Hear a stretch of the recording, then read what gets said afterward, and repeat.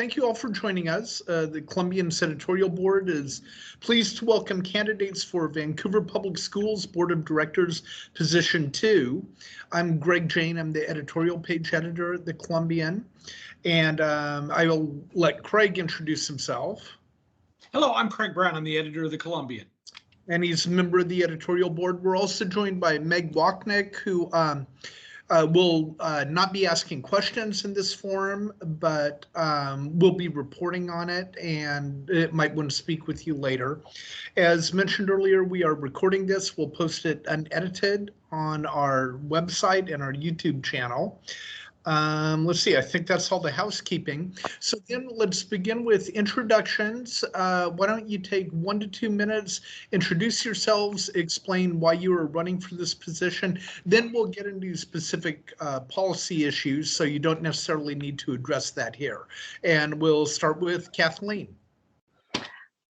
Hi, thank you so much for having me today. My name is Kathleen O'Clair. I'm a parent of 3 children in the Vancouver School District. I am a certified school risk manager, which means it's a position that I did at the district up until October hit, and I needed to kind of manage some things with my family.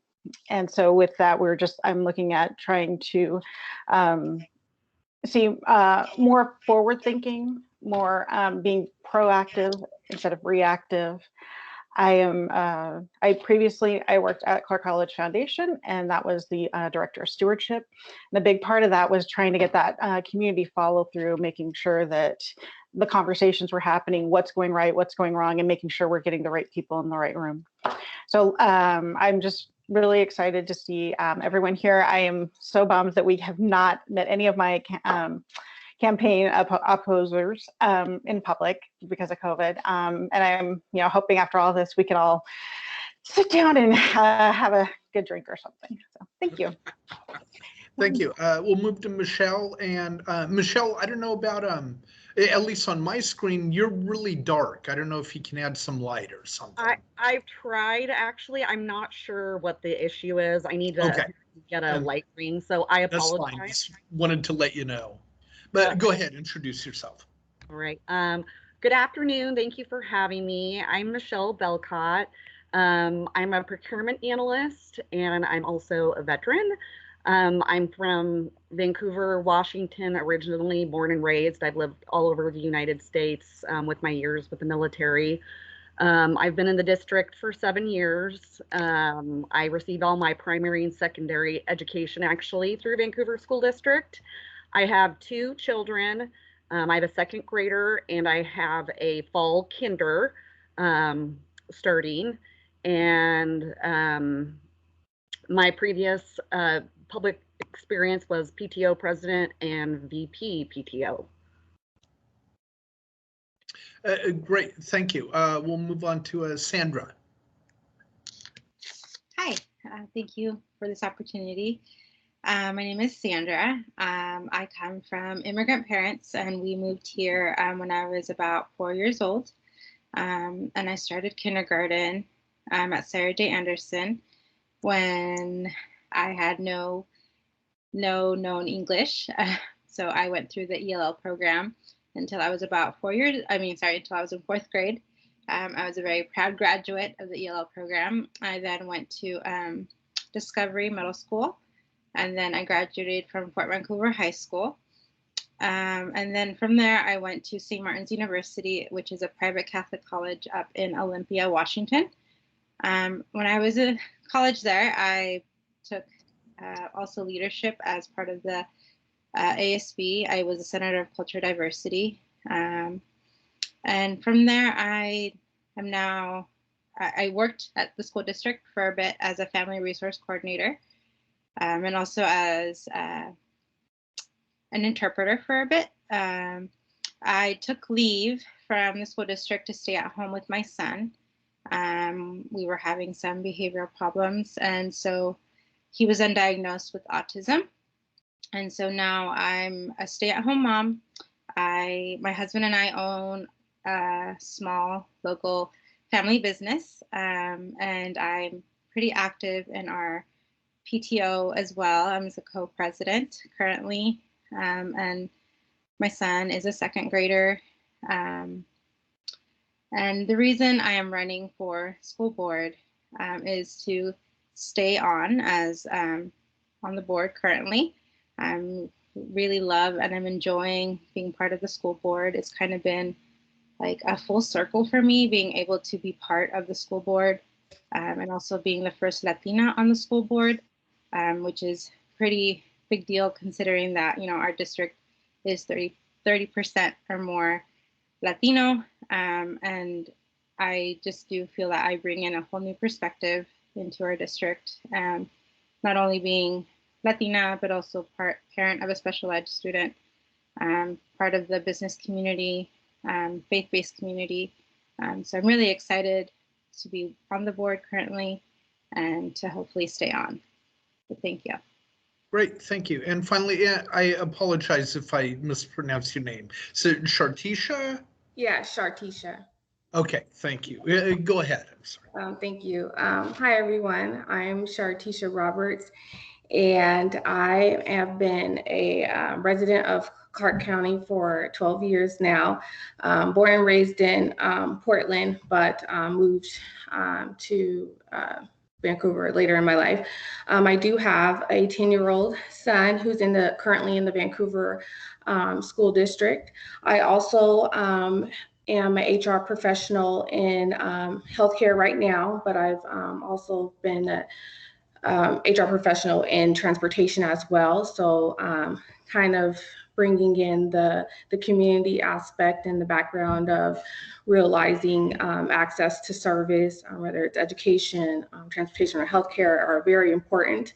The reason why I'm running for the school board is that I understand that obviously voting is very important with making changes, but also sometimes being at the table and being there and realizing when you start changing policies or making policies and enforcing the policies, because there are already policies that Washington has passed, but few of them are not implemented. So understanding that we need to implement and put things in place to benefit everyone, and also just trying to be a part of the table, bring a different perspective as being a single mother, also working in healthcare and transportation sectors and realizing how community is very important and how everything flows.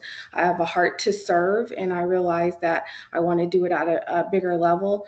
Seeing policies and things that I have changed in both areas that I worked, I'm just trying to bring it on a larger scale. So thank you for having me. And nice meeting you guys. And again, thank you all for joining us. I want to start out with, there's been a lot of turnover on the board in the past couple of years, and now with the new superintendent, how can the board help build trust among the public and the path of Vancouver schools? And we'll start with Shartisha. I think to start building the trust is being transparent with the community. I think will help build the trust, actually going out and being more involved and understanding what the community needs are. There is a lot of changes. Some were unseen. And so just trying to reassure that with someone being elected into the position that, you know, they're here to stay. It's not incumbent, because before Sandra, there was another incumbent before her. So I think it does help to have someone that's elected in the position as well, and just starting to build the trust one by one. And now that we have a newer superintendent, just going out in the community and getting to know everyone and letting everyone know that we're here. Okay. Sandra? I keep thinking I need to unmute. Sorry. Yeah, we'll tell you if you start talking. Okay. I'm just used to Zoom. You know, so as currently on the board, that is one of my main goals, even coming in. When I was interviewing, was also building trust. That is one of my biggest goals. Being able to create accountability measures, having more transparency, better communication, and more than anything, creating safe spaces.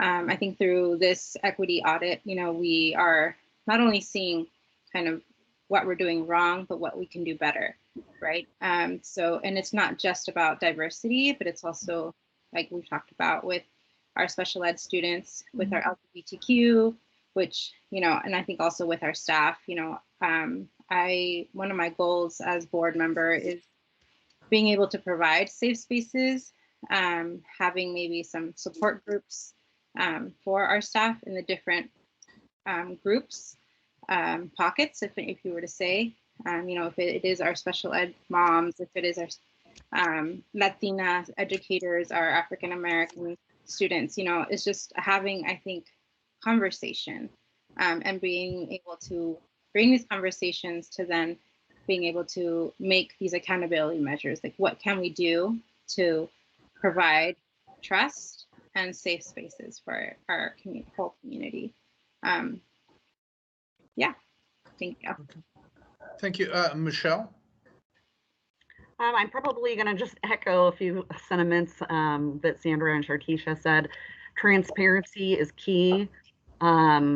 Communicating with parents. I know a lot of parents have been recently feeling like they've been ignored or not responded to by school board members. I personally have reached out several times to the school board and didn't receive a response to my email or my letters.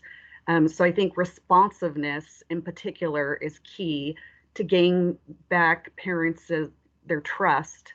I think that's very, very important to our community, because I feel like there are a lot of parents out there that have felt ignored during the pandemic. So I think responsiveness would really help move things along as getting trust from the school board. And I think also stability with school board members, retaining them and having them around for their entire candidacy. I think that's really important, that they get to know the parents, the people in the community. I think that's also a part of building parents and the community's trust. So are you arguing that the incumbent should be reelected? No, I'm not. Okay, just checking. No.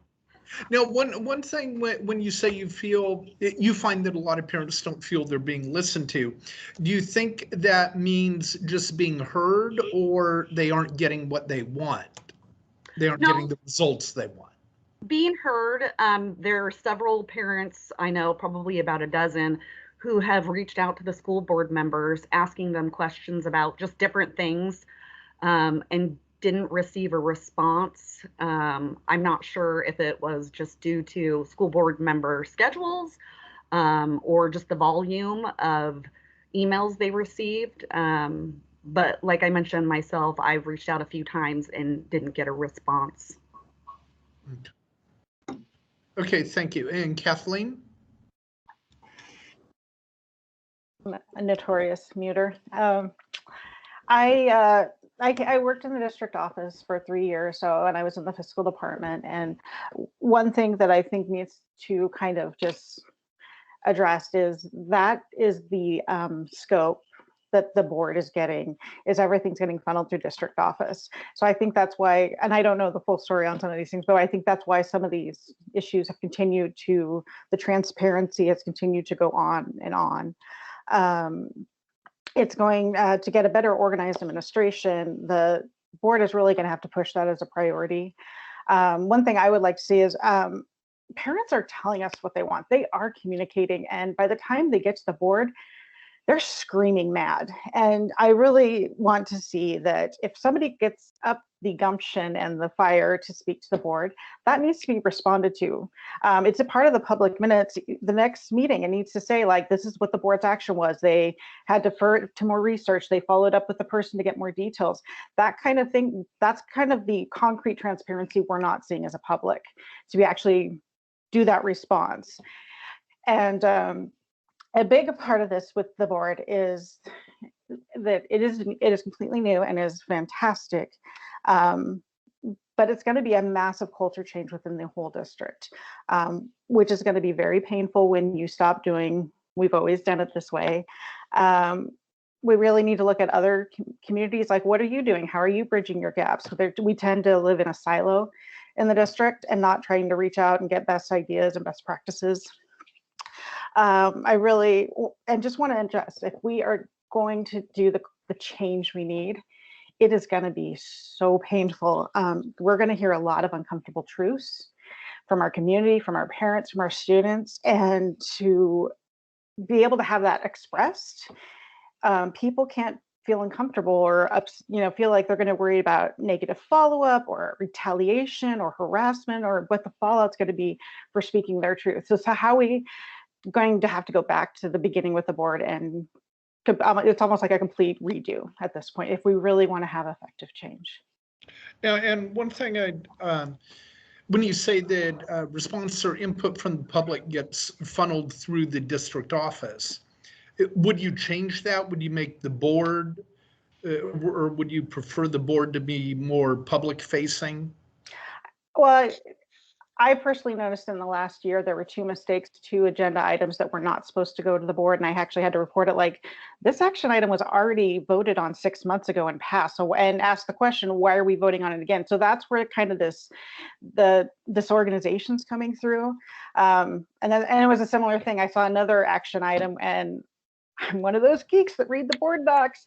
And I went back and I actually had to email them saying, why are you voting on this again? You passed this on, and here's what you passed it on, this date.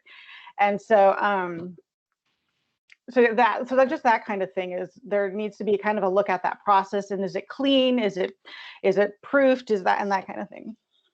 And do you think that will be helped with the change in the administration? Yes, because the current, and like we have the current superintendent, and they have an admin, and that admin is what provides the documents to the board. So that's part of that piece. If the public wants to say something, they have to get on the speaking list.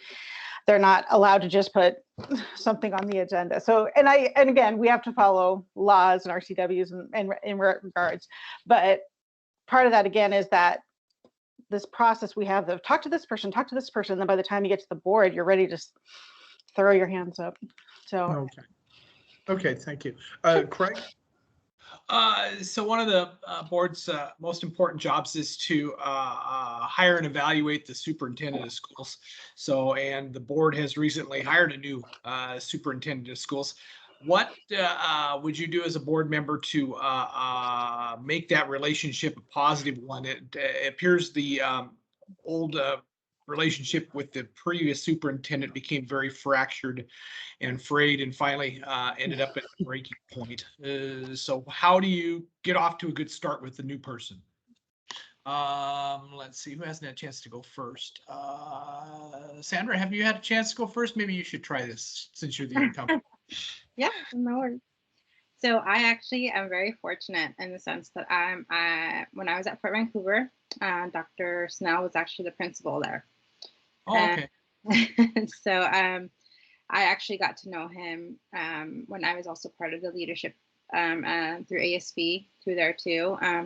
One thing I loved about Dr. Snell was that he was a people person. Like, everyone in the school, all the students knew who he was. He was always walking around the building in the mornings, saying hi to everyone.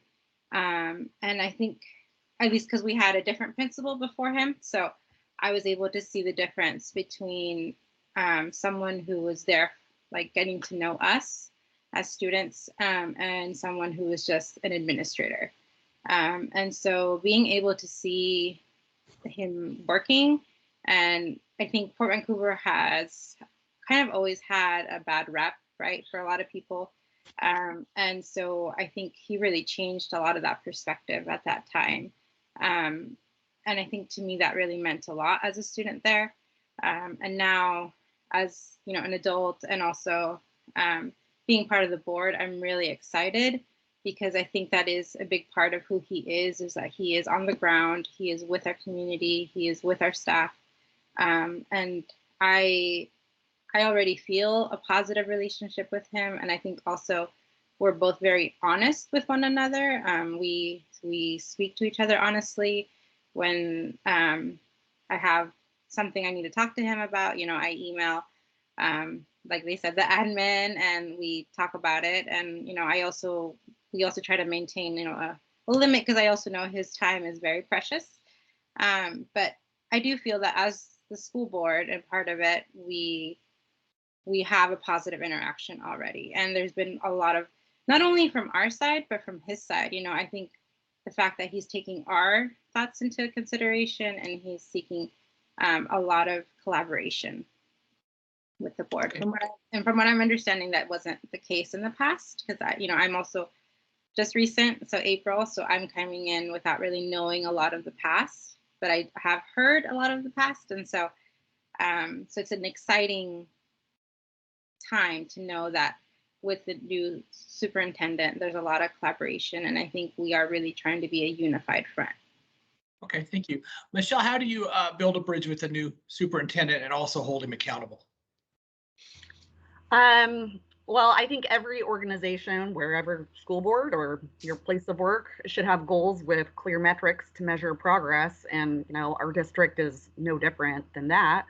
I think creating goals and metrics would ideally involve the entire community, including the superintendent. And then if those goals are not met due to actions or inactions of the superintendent, you know, a performance review would be appropriate, just like, you know, anyone else. I think the purpose of the school board and the school board directors is to balance opinion across the board, and to thoughtfully listen and communicate. With the superintendent, you know, the paid expert isn't always correct, which is why you know, the school board exists. For example, you know, if there's some type of gross negligence of spending by the superintendent, the school board would recommend, you know, some action on that. For example, this very thing actually happened in 2013 when Dr. Webb spent $4,000 taxpayer dollars on having a shower installed adjacent to his office. That was featured in the Columbian. So, Remember. Yeah, things like that. You know, the board, why did that happen? Did the board not, you know, there should have been some type of oversight with that. So, you know, things like that. Just because he is the superintendent, you know, the board needs to be involved and work as a team and all communicate with one another. Okay. And one question on that, when you say there should be clear metrics to measure progress, would that be related to student achievement, or more specifically the performance of the superintendent, or budget, or? Oh, it'd be all of those things. Like, you can look at the OSPI website and you can see how VSD is performing across the board. Right now, the academics is not the greatest, so that could definitely use some improvement. I think that speaks volumes about, you know, who's running things in the district. Okay, thank you. Shartisha, you're an HR professional. I'll bet you have some interesting ideas. Well, I guess I would like to piggyback off of Michelle. I think it's important to have those goals and guidelines of what we expect, and reasonable goals at that too. Like, I understand, like, with everything that's changing with the newer school board, I think Wendy is the longest standing person, and with the new superintendent. So I think it's very important to set reasonable goals in regards to the community, in regards to how we are performing. And I agree, Vancouver School District can do a lot better on the academics aspect. So that means there's lack of resources. So where are we going to be pumping those resources, and what schools? And you can also see, based off of the areas of where those schools are, some schools have better access and more money, hence why they're performing a little better. And we could tell you, I mean, it's pretty easy to see what schools theirs are, and what obviously they have higher property taxes up there as well. So how do we distribute that throughout the school system? I definitely think it's important to have a great relationship with the superintendent because we want to be collaborative, but at the same time, we want to hold them accountable because that's what the board is there to do, is to hold them accountable. And like Jill said, we're all not perfect, and but at the same time, there needs to be some action or reaction to something when things are not done right. And I think that also piggybacks off of building trust in the community. So if they see that things aren't being done or handled correctly, and yet we're still enabling the behavior, what does that even say about us as the school board? So I think it's very important to one, set reasonable benchmarks and goals and start there and hopefully build each year. And I think that's why it's very important to establish a nice, stable school board. That way we can continue that work, especially with the equity audit. And there's so many things that needs to be done through that. And we also need the superintendent's help in that to be successful. We're really all one big team and one puzzle, and one piece isn't larger than the other. So I think it's very important that we're mindful of that and everyone understands their role and hold the superintendent accountable. Okay, thank you. Kathleen? You're on mute. I do these very entertaining mime operations. I realized on my last question, I did make a mistake. There isn't a committee agenda. There is a committee that works on the agenda, that's how it goes to the board. And then, so there, but that's the thing, is a committee looked at this and still, so I do want to reiterate that yes, there is a committee in the district office. So I do know that. One of the question this really kind of leads to is, one of the greatest things about this process is being out and talking to people, and we're really getting into really concrete, excellent ideas and thoughts. And yes, the losing of the superintendent really hit the community hard, and that, I think we're going to have a great superintendent. Dr. Schnell, very much. I was actually kind of surprised how much he floated to the top of the list. I was genuinely pleased to see him come forward. And part of that, I was really involved with the superintendent search. I was watching the videos and being part of the committees that talked about what we want in a superintendent. And so I can't take credit for this, but one of the persons that said in these interviews was, we don't have 360 reviews. And for an organization this size, I mean, before Webb was terminated, we had the 9th largest school district with the highest paid superintendent. That is shocking for the amount of students. And it basically led to this weird thing where Evergreen started pumping up their money, and there wasn't the checks and balances. And so to hearing that the 360 reviews, I think, need to come in, it probably needs to start coming in. That will probably be a great implementation, even if, whoever puts it forward. And again, I'm a document junkie. So I actually went and read his contract to kind of, when you asked this question, and a big part of that, he gets evaluated twice a year, and he has whoever the superintendent is, they have opportunities to have that. You're going to have that dialogue of what is working, what is not. Does everyone have the support they need? What are the challenges? But I am a very firm believer, if people aren't delivering, that's why this process is in place. And but it's not I'd rather dangle the carrot than a whip. So being able to really, it's going to take a while to see if they're going to be on the same page, if the ideals and everything is going to mesh together. I mean, he's trying out this district just as much as we are trying out him. And so I want it to be successful. I think everyone wants it to be successful for the continuity for the students, but it has to be the right fit. Now, I'm curious to follow up on that. There was a lot of discussion about Dr. Webb's severance package. Mm-hmm. How does the board go about preventing that in the future? Yeah, that's a really tough question. And I think my screen just froze. But we're going to go with it. Okay. Because I'm a big part of that is probably privacy laws. he probably, this was probably a golden parachute. He's probably done at this point. And so a big part of his package, and it was part of his vacation pay, and that was, a big part of it. I don't think he was taking enough vacation, so he was burning himself out in one regards. But it really did hit the public hard, that big payout package. We, being the highest paid superintendent that long, and to then get this big package, it really hit the community harm. I mean, look at our average salary in this community, and they're making double that, triple that. That is a very, and here, I will also say, if you're doing the job and this is what it takes to keep you, I am on board. Do your job and it will keep you going. But if you're not, we need to look at another direction. Okay, thank you.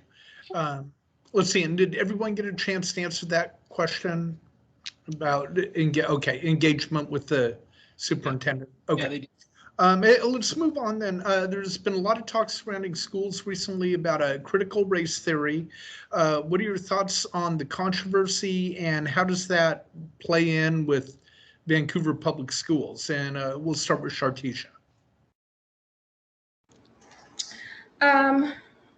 My understanding is that the schools are not teaching critical race theory right now. My thoughts on critical race theory is just learning the history in itself. I feel like if we are not willing to accept the history of how the United States came to be, we're always going to kind of be in this internal battle.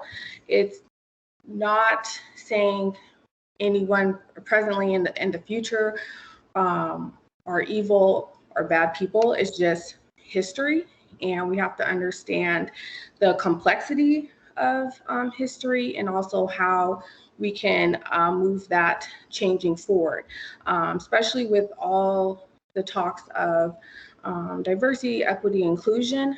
We also have to realize, because of our past, some of these things that we have to do to catch up are because of the history that the states were founded. Definitely change is coming and it's here, but we definitely have a lot of work to do to break down the systems of things. And I think knowing actual factual information will help that. A lot of times, people are saying things and not really educating themselves or understanding why. And I think sometimes just knowing and understanding does help you, like, okay, that makes sense. So once with that information, how do we go from here? I think people need to take out of the, like, people are bad. I mean, those things were horrible. Don't get me wrong, but at the end of the day, the fact that, one, we're trying to change that and look at our country as a whole, because we'll be a better country for it as long as we're including and helping everyone.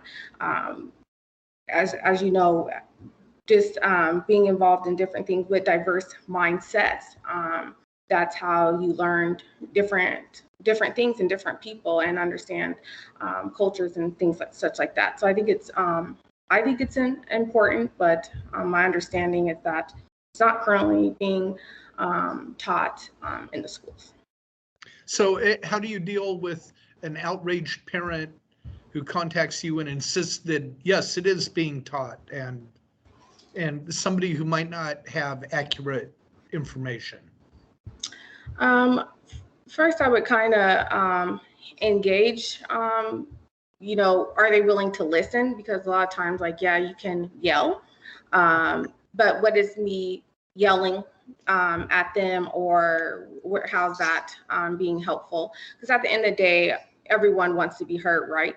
So I would listen, and if they're willing to have an open conversation going back and forth where we're both engaging in the conversation, I would have that conversation.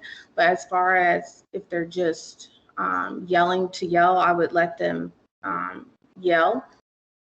because I mean, it's not doing anyone a service to engage when there's no active communication, because that's not active communication. Just someone's just yelling.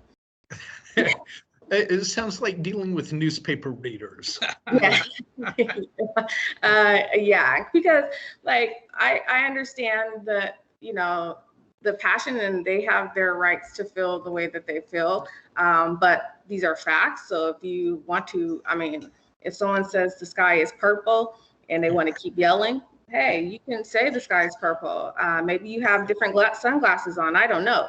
But I'm not going to entertain. Like I said, I will listen, and sometimes even not engaging actually de-escalates it, because obviously they have a little more deeper rooted issues that has nothing to do with me or anyone else that can help them. So.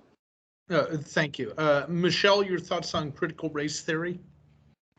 Well, I think there is a lot of talk about CRT, and I think what has a lot of parents nervous is the bill that recently passed in Washington State, 5044, which talks about faculty and staff getting the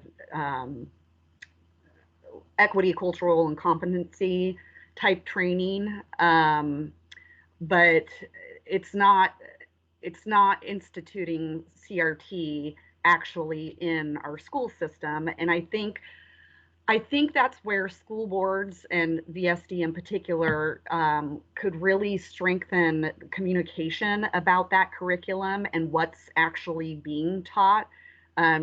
You know, racism has no place in our schools and our policy. In every school, you know, every student and employee should feel safe and valued as part of our community, you know, no matter what your race, ethnicity, religion, ability, or sexual orientation. You know, it's not acceptable. And I'm hoping, because VSD has done a lot of work in putting an equity advisory committee together. They've done a ton of work, and I actually was reviewing recently the May study that was recently released. But I do think that VSD could do a better job with staffing that reflects the diversity disparity in teachers, principals, and superintendents.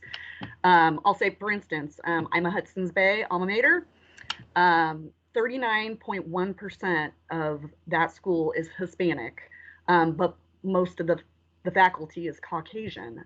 So I think it would be really helpful to have faculty that can culturally relate and reflect the students that they teach. One thing that Shartisha mentioned, sorry if I am not pronouncing your name correctly, so forgive me.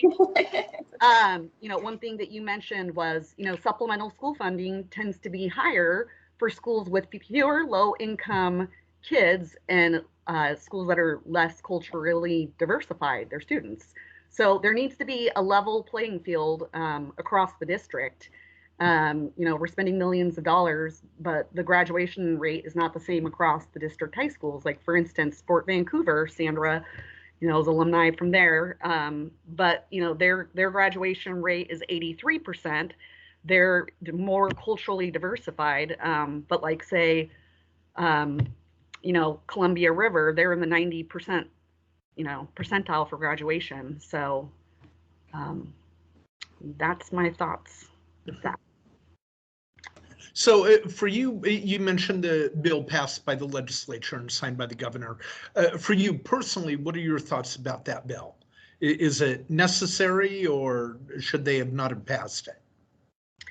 I think culturally diversifying and getting, you know, educated on equity and how we can make ourselves better and work with diversity in the community. I think those are all good things. But I think that bill, it's pretty new, and the schools are still trying to figure out what that training looks like and what that bill means to them. Mm-hmm. Okay, thank you. We'll go to Kathleen. Thoughts on critical race theory? Thank you. I do appreciate Michelle mentioning that it. I think that is the big misnomer about it's the teachers getting training. previously, before critical race theory, the teachers got a lot of training in poverty, and just the idea of when you're stepping in someone's shoes, are you how do you treat the kid? And I, in my experience working with a homeless kid, and I was about to ask him like, oh, how was your Christmas? And I'm like, I can't ask. And so I just was like, okay, you want to engage this kid in conversation, you're wanting to have it. And I was like, so what did you do during your free time? And that, because it's like, I don't know if he got food on Christmas or any of those things. And that's part of that.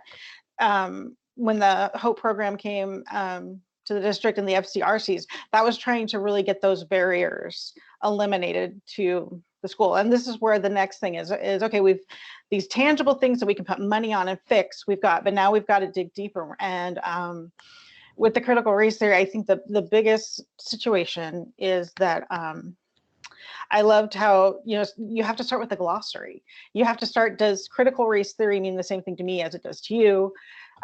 What does this, just even start, that's how bare bones back we have to go to even start and working on what this all means.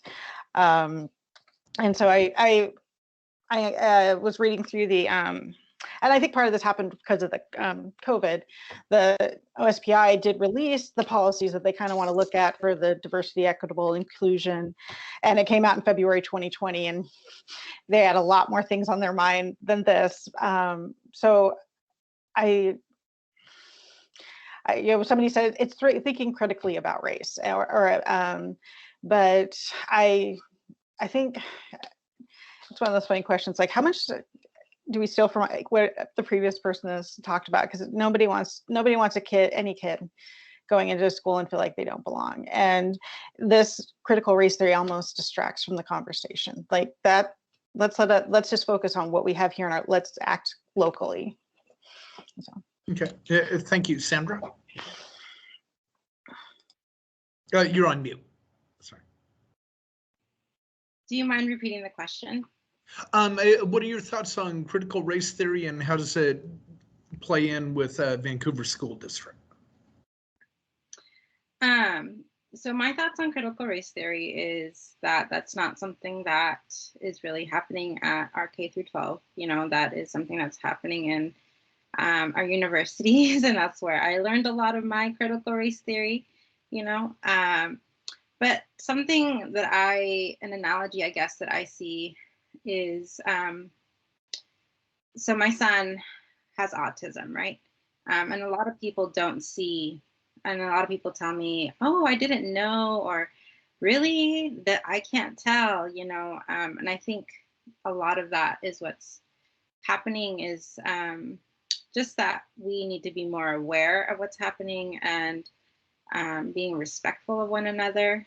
And I think that's really what in the school district, that's what they teach us, is to be aware of and to honor each other's differences, to be respectful of one another, to have empathy and to care for one another. And I think that's really in all areas, not just about race, but also in disabilities, in identity. And I think that's really what we're teaching our children. And I don't really, so I think that critical race theory is something much more advanced, and that's being taught in college, where it's not really something that's happening, where we're just teaching the bases of something. Critical race theory are the branches and the trees up top, where we're just teaching the roots of it. Like how do we teach what has happened in our history, and how do we honor one another, and learn from one another. And I think that's really where that's how I see the district, and that's how I feel like I see my son as well in the district. That's what he's learning as well. So then the question that I asked Shartisha, how do you address a parent who is convinced that this is being taught and that it's affecting their kid? And we have had those emails, to be open, I have had those emails. I think something just to kind of give you a little bit inside view is that we as the board, we have someone that is the chair. So the chair is the one who responds to a lot of these emails, unless we feel like we can personally need to respond to an email. But so that's kind of how it's worked through the board. So generally, the chair of the board will respond to these parents and community members. But my response generally is, I'd love to have conversation with you. We can sit down and talk. And also, we have access to curriculum. You know, if it is something that you want to see, then like transparency, we can share the curriculum. And I think it is something that's part of the minutes. Generally, anything that is passed in our board meetings, it's all accessible to the public. And I know right now with COVID, you know, parents aren't able to be in the schools, but maybe it is welcoming them into, hopefully in the future, once COVID is gone, once COVID is better, right? But having them sit down with the history teacher that is teaching this, like, what is it that you're teaching? How come? I think just answering the questions, like how that they have in the best way, and accessing them with the most resources that we have. I don't think there's anything that we're hiding. I don't think that's the point. I think if anything, I think, like you said, you know, we're trying to be as transparent as we can. Okay, thank you. Craig, do you have anything? Sure, I'll try one more question if I can. So my daughter had every privilege growing up, and after 13 years in Vancouver Public Schools, she received a fantastic public education. So, but I know that many students aren't as lucky as my daughter was. What do you as a school board member do to lift up those children and make sure that they get a great public education? So let's start with Kathleen, please. I'm unmuting. Mute. Okay, thank you. This is a great question, because I think it's a core of like why a lot of us are running is how do we make sure that every kid is coming through is getting the resources that they need. When you look at, they talk about the northern split and the southern split, the wealthier schools or schools, and you look at more than 19% of our schools are free and reduced by over 50%. So to get to that, then you add, so you add the socioeconomic and then the color of their skin, or in cases if their religion is visible by what they wear. It's really going to be able to make sure that we can have the conversations that again, kids can be able to say, I feel uncomfortable. Being able to say, I need help. Sometimes I think that was one of the things with being a Zoom, I was in Zoom classes myself, and the kids not being able to look around saying, is everybody getting this? I must be stupid. So that's a part of that, being able to feel comfortable that they can voice what's going well, what's going not well, and giving them that, not just the safe space, but it has to be a safe space to have that dialogue. If, you know, I make a joke, if somebody, I kind of prepare people, I'm going to tell them shocking, like, hey, on, I'm going to get this out as bluntly as I can, but I'm going to give you a moment, or if you need to respond differently, and I extend you the same courtesy if you need to become and say things very bluntly, because that's the easiest way to say it to me, then that's the way we can work forward from there. Because again, I don't know, that's where you're going to measure what, if they're upset, if what has really been going on. So I do worry about white privilege within my own family and community, and realizing the effects that it has on everyone. Again, the things white people don't even realize we have to talk about. Okay. Sandra, what do you as a school board member do to make sure that these children all receive a fantastic public education? You know, I would definitely start with meeting the child's needs. If it is as an FCRC, and I think just as a general social worker, what is it that they have? What barriers do they have that needs to be met, or taken away? If it's that they don't have an alarm clock, if it's that they need clothes, if it's that they need help with housing, meals, all that stuff, I think that really hinders on a student, their academics, and being able to give them those accesses. So once that is done, I mean, not done, but met in a way that they can feel successful, I would say then we would try to look at their datas, their reports, and, you know, provide them with tutoring or provide them with, I think the mentorship, I think the lunch buddies, you know, there's so many ways that we can, I think when we have one positive adults in our life, that's when we also thrive. And that is known. I also give mental health, youth mental health first aid trainings not so long ago. So, and part of that training, they talk about having one positive adult, you know, that really changes a youth's life. Having a role model that can really motivate you. And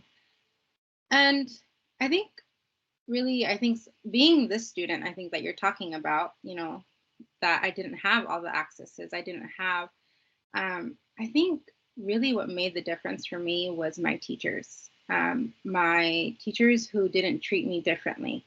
I soared, you know, like I was saying, you know, I didn't speak English, and it was in 4th grade that I graduated from ELL, and I was so proud of it. And then when I got to 5th grade, you know, I was going to go to Geyser, but because at that time, ELL was all housed at Jason Lee Middle School, there was an assumption that I would feel more comfortable because all my friends were going there and all the ELLs were going there. And I was furious, you know, because I didn't want to be put into this circle in a sense, or this like different group. You know, I wanted to be treated like everyone else. I wanted to be in the mainstream. And so I think that's something that's very important, is asking our students, like, how can I help you be successful? And having a conversation with them, you know, because I think if they would have asked me and said, where do you want to go? Then I could have chosen, you know, and said, I want to go here because I know that I am capable and I know that I can do it. And so that's kind of, that's, thank you. Great, thank you. Michelle? Well, I think you have to kind of look at all children holistically. Like all children are completely different. There's not a one size fits all. You know, there's children that are on IEPs and 504s, and those parents of those children should be fully supported. And you know, and then there's children that the career and technical education programs, those should be more widely available and encouraged for, you know, kids that are more interested in that. A 4-year track to college is not, you know, everybody's interest. So you need to look at each child and kind of look at what their interests are. And I think that in particular for Vancouver School District, that's a big strength of ours.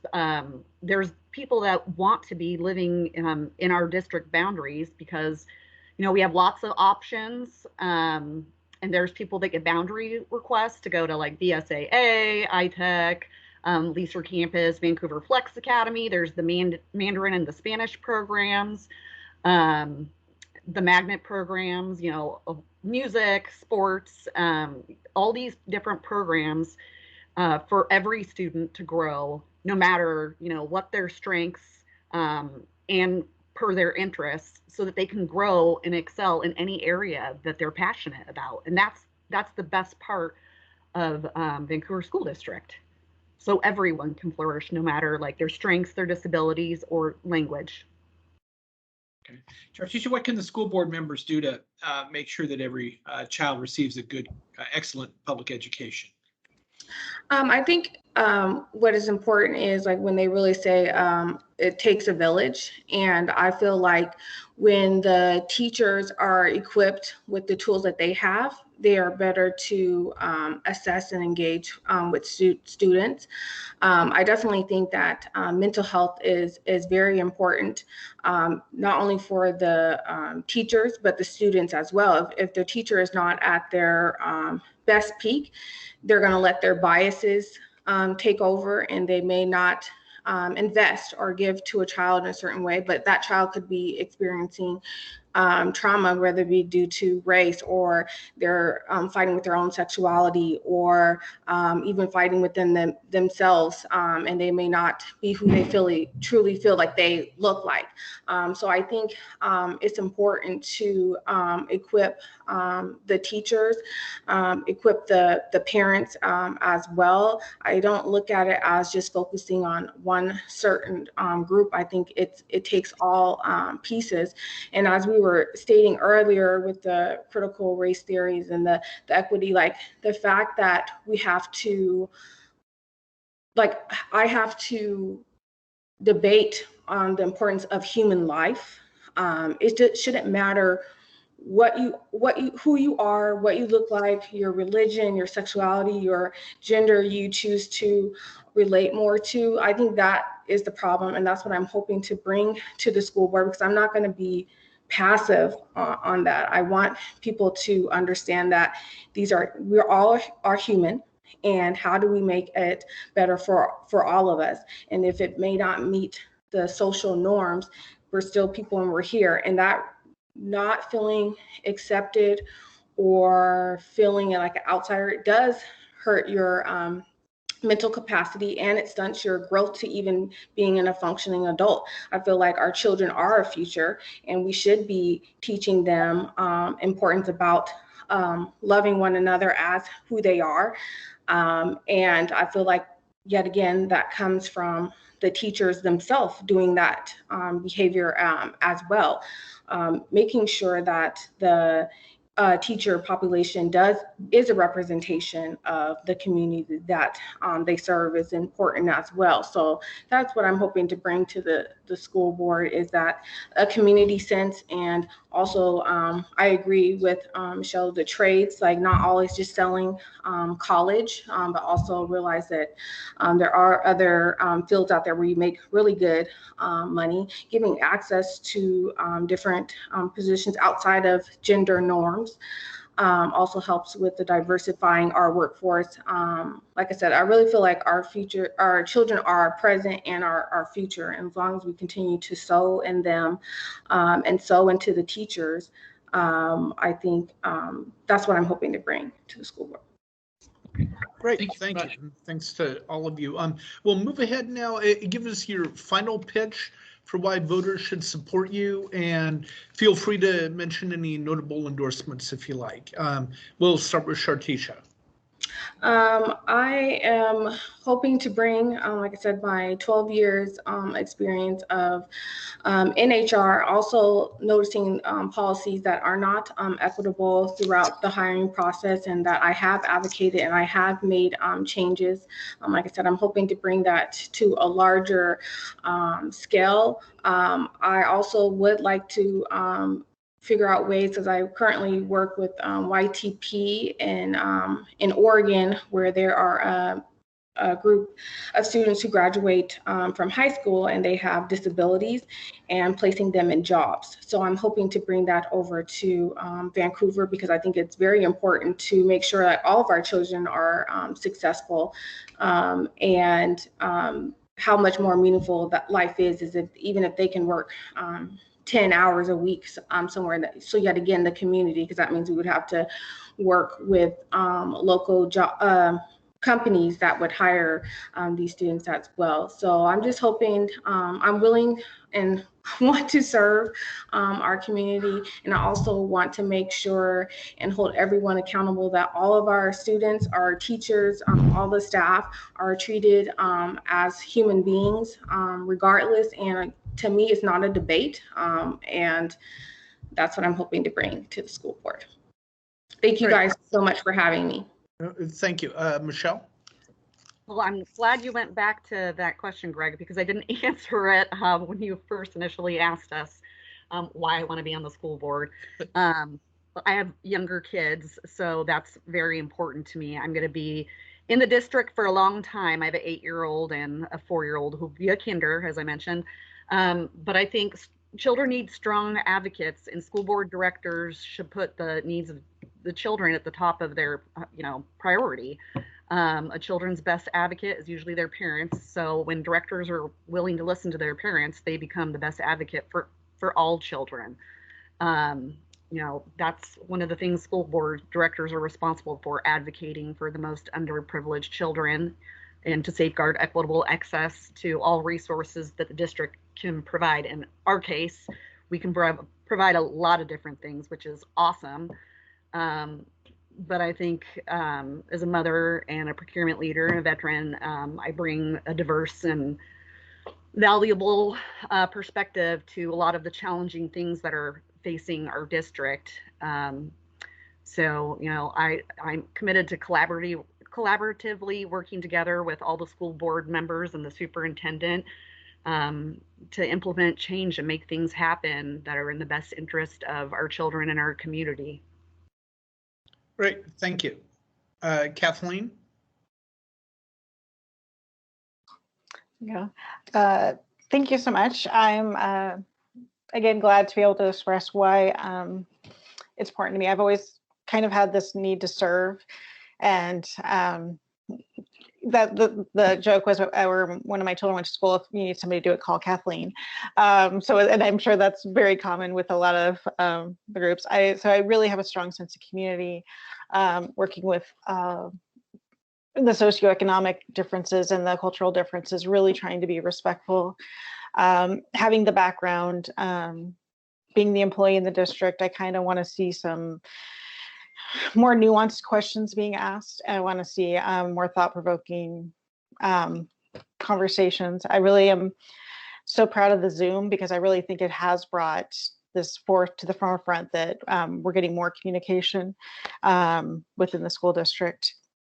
I am, in addition to being a former employee, I'm an MBA student. And with that, I'm doing that at Eastern Washington, all online. So you really got to see what the kids were dealing with, just sitting through a lecture and trying to understand financial statements via Zoom. So that has been a very good, like, knowing exactly what our kids going through. And additionally, when I was working within the school district, I had a lot of experience with our capital projects, and I was the main accountant. So that's really where I got a lot of, between that and being the risk manager, where I really learned a lot about the paperwork issues and what do we have to file with the state, and having to be able to get everything put together. And that's really kind of what put me on the path to be helpful to the board. So yeah, I just, pandemic recovery is going to take years for our kids. And the real work is actually just beginning. And that's going to be the part that I'm really passionate about. Is it's after a hurricane, the news cameras go away, and then it's up to the community to build everything back. And that's what we're having. I mean, with the strategic plan now back in play, and that it needs to be reevaluated. The strategic plan they thought they had 2 years ago is not the strategic plan we're going to have going forward. So I'm grateful for the experience, being able to talk to the community, having real conversations, and again, meeting these 3 strong women that also are just as passionate. And it's been I really hope I can serve on the school board for our community. Thank you.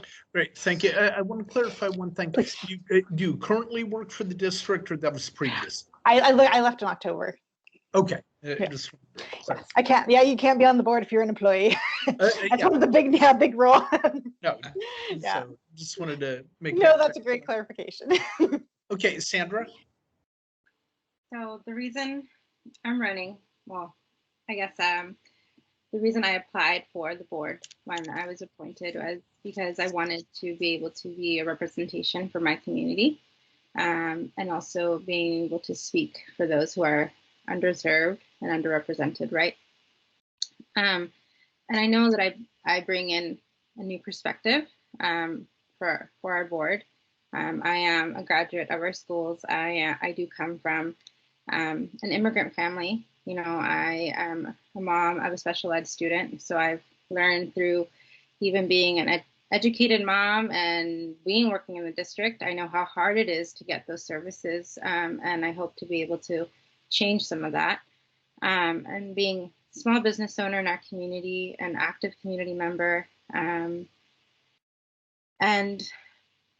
you know, I'm really here as authentic as I can be. I love my community. I feel so blessed to have the support And I just feel like I said, it's a full circle. Being able to take part in these decisions and making our district a better place has really been a big part always. Big part of mine is to be an advocate for those who need it.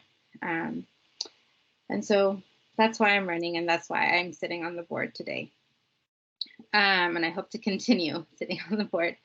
And then my endorsements that I have are from the Young Democrats, the WEPAC, One America, and Women of Color in Education. Okay, great, thank you. And so everybody got a chance to answer that, to give their final pitch. Okay, I just want to make sure I don't leave anybody out. Well, thank you all for joining us. Thank you. You This all was did a really nice an job, interesting session, and I best feel of like I luck. learned a lot about the schools. So thank you. Thank you very much. Thank you guys. Appreciate you. Thank you. All the best. Thank you.